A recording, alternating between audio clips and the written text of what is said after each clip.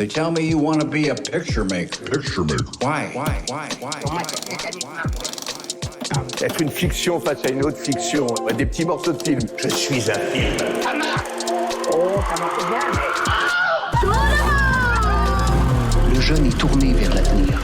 Mais aujourd'hui, l'avenir ne se tourne plus vers le jeune. La photographie, c'est la vérité. Et le cinéma, c'est 24 fois la vérité par seconde. Vous savez, moi je crois pas qu'il y ait de bonnes ou de mauvaises situations. Tu es là, Peter.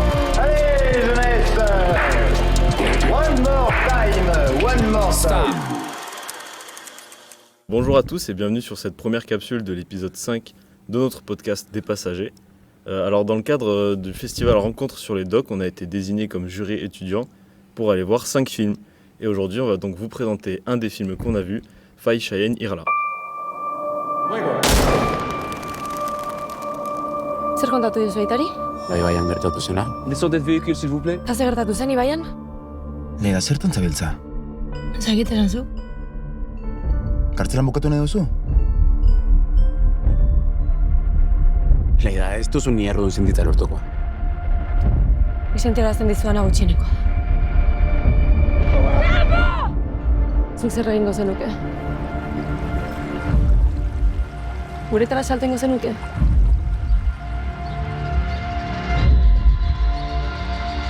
Ce premier long métrage réalisé par Achier Urbieta va se concentrer sur l'île des Faisans, qui est connue comme le plus petit condominium au monde. La moitié de l'année elle appartient à l'État espagnol et l'autre moitié elle appartient à l'État français. Donc c'est une île qui émerge au milieu de la Bidachoa, la frontière naturelle entre ces deux États. Et donc près de cette île, pendant une balade, on a un couple local, Laïda et Sambou, qui vont voir 2 migrants en train de se noyer car ils étaient en train d'essayer de traverser la frontière. Laïda va essayer d'en sauver l'un d'eux, ce qu'elle réussira, cependant l'autre va se noyer. Et soudainement, quelques jours plus tard, il va réapparaître donc sur cette île. Et donc il y a un côté juridique et administratif parce qu'il va se concentrer sur la recherche du migrant mort, donc qui il est, comment le gérer juridiquement parce que voilà, il est mort sur un condominium, et aussi parce que le survivant va aussi aider à cette enquête et aider à retrouver qui c'est afin de prévenir sa famille dans son pays natal, etc.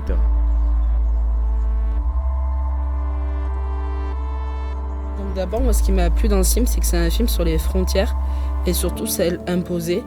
Et on sait que c'est un concept important pour le Pays Basque et je suis heureuse qu'on ait un film sur ce sujet-là, surtout mis en avant de cette manière. Ça nous montre vraiment l'absurdité des frontières par le choix de cette île, l'île des Faisans, puisque située juste à la frontière, elle appartient une moitié de l'année à l'État français, l'autre moitié à l'État espagnol, alors qu'il n'y a rien dessus.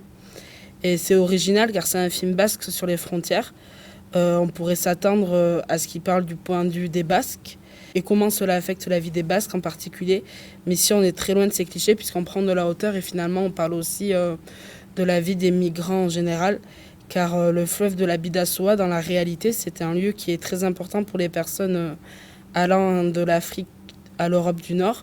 Et une fois arrivées en Europe épuisées, elles ne savent pas qu'il y a encore des frontières, donc elles traversent de la Bidasoa.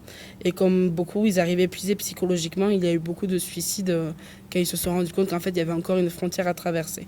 Moi, de mon côté, au début, j'ai trouvé qu'on abandonnait vite le dilemme juridique de quel État prendra la responsabilité, pour au final plus vite se concentrer sur les 2 victimes de la noyade et dans quelles conditions le migrant survivant sera accueilli en France. Ce qui au final, bien que déçu premièrement en tant que juriste, j'ai été enjaillé entre guillemets tout le reste du film. Parce que premièrement, on va voir les conditions d'accueil, donc surtout dans la région. Donc j'ai pas la prétention de dire que tout cela est 100% représentatif de la réalité, parce qu'il faut pas trop non plus se plonger dans le film en pensant que le film c'est un documentaire romancé, ça reste quand même une fiction, ce qui est d'ailleurs ce que nous a rappelé le réalisateur quand on l'a rencontré. Mais en tout cas, je trouve que c'est un excellent avant-goût. Et d'ailleurs, je trouve que le choix de la fiction est très bien choisi, parce que finalement, ça nous permet d'avoir le point de vue d'un personnage et d'avoir peut-être plus d'empathie. Si ça avait été un documentaire, ça aurait peut-être été un peu plus aseptisé, un peu plus froid. Et d'ailleurs, le réalisateur a dit qu'il voulait choisir la fiction, parce qu'on montrait déjà assez dans les médias cette question-là de l'immigration.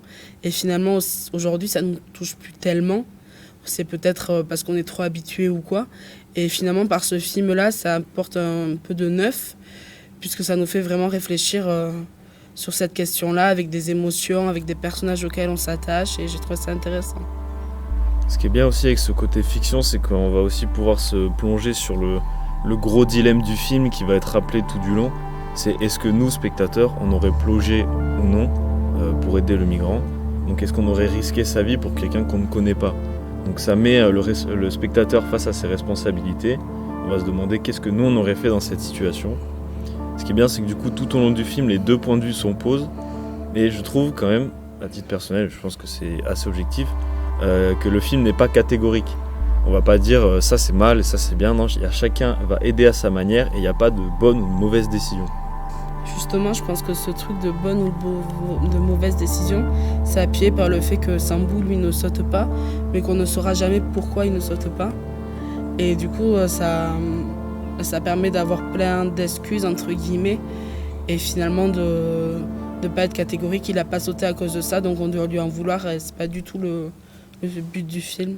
Moi aussi, ce qui m'a beaucoup touché, c'est que je trouve qu'il y a une scène remarquable à la fin, où c'est la culture basque en elle-même qui vient en aide aux immigrés. Parce que c'est connu de toute façon, le Pays basque, il s'est toujours montré comme un véritable pilier de l'entraide aux immigrés. Et c'est une fin symbolique en tout cas que j'ai trouvé vraiment belle et qui fait énormément de justice au film. Et je voulais juste rajouter par rapport aussi au fait que ce soit de la fiction. Certes, ils se servent de la fiction pour faire passer leur message, mais ils voulaient quand même beaucoup s'inspirer de la réalité malgré tout, celle que vivent tous les jours les personnes essayant de passer la frontière de la Bidassoa et être très proche de cette réalité-là. Et c'est pourquoi il y a eu beaucoup de travail de documentation de la part du réalisateur et des acteurs qui ont regardé des documentaires, lu beaucoup d'articles. Et ils se sont aussi approchés d'un photographe nommé Gary Garayald. Et il y a une trace de cela dans le film puisque nous avons un personnage photographe qui photographie les personnes migrantes et ça fait écho donc à la réalité. Il y a aussi, concernant la fin du film et le message en général, moi je trouve la fin elle a beaucoup résonné avec l'histoire de Souleymane. Parce qu'il y a, on va très vite abandonner cette histoire de papier, genre de tout ce qui est administratif, ce qui va advenir administrativement des immigrés, et même après ce qui va advenir tout court d'eux, parce que on voit tout le processus d'entrée, mais on voit jamais d'après. On va pas se concentrer sur la destinée, mais que sur l'arrivée. Donc est-ce que c'est évidemment un choix délibéré, parce que forcément il y a beaucoup plus d'enjeux, et en tout cas est-ce que c'est même un choix réaliste, parce que c'est finalement assez représentatif du traitement de l'immigration sur la scène publique. Parce qu'on parle toujours des entrées, on parle de la subversion migratoire, mais on va jamais parler de ce qui va advenir de ces personnes. Et donc au final, je trouve que j'ai trouvé qu'il y avait un petit jeu de ping-pong entre ces deux films, que j'ai trouvé que c'était vraiment bien fait et que c'est pour ça qu'on reste dans la fiction, mais on va pas tomber non plus dans le film incroyable, il y a une bonne fin, tout se passe bien, regardez, ils ont tout ce qu'ils voulaient, etc. Non, c'est laissé à interprétation, parce qu'au final, ça se finit jamais, toujours forcément bien pour ces personnes-là. Et donc je trouvais que c'était ça qui était bien, c'est qu'on reste dans la fiction, mais on reste pas dans le fantastique, l'incroyable. Et il y a aussi la toute scène de fin, on va voir plusieurs immigrés qui étaient vachement présents dans le film, dont le principal, qui se retrouvent sur un chemin, donc dans un tunnel, sur des rails. Donc soit on peut se dire que ça va être un long chemin pour eux, mais que comme il y a la lumière au bout du tunnel, on peut se dire que ça va bien finir pour eux. Ou alors, il y a une interprétation un peu plus ambiguë qui va nous rappeler les propos du réalisateur, qui parlait que quand il se renseignait, il avait vu qu'il y avait énormément de migrants qui mouraient sur les rails, parce que souvent ils essayaient de se cacher dans des trains, etc. Et ils étaient chopés, ils essayaient de fuir. Donc, est-ce qu'il faut voir ça comme une fin qui est encore plus ouverte à interprétation, mais qui va quand même nous laisser sur deux chemins différents, ou est-ce que c'était juste un beau plan avec le beau tunnel et la lumière? Ça reste à interprétation.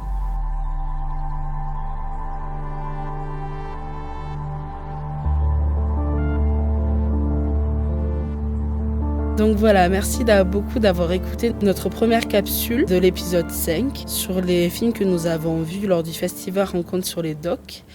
Je vous rappelle que le film Fachayen Irla est au cinéma jusqu'au mardi 6 mai à la Talente. Je vous invite grandement à aller le voir parce que c'est un film vraiment qui fait réfléchir sur les frontières et surtout celles imposées, sur l'immigration au Pays basque. En plus, le film a certaines scènes tournées à Bayonne, notamment à côté de la Talente, et c'est chouette aussi de voir sa ville sur grand écran. Donc voilà, je vous souhaite une bonne journée et à bientôt. Au revoir.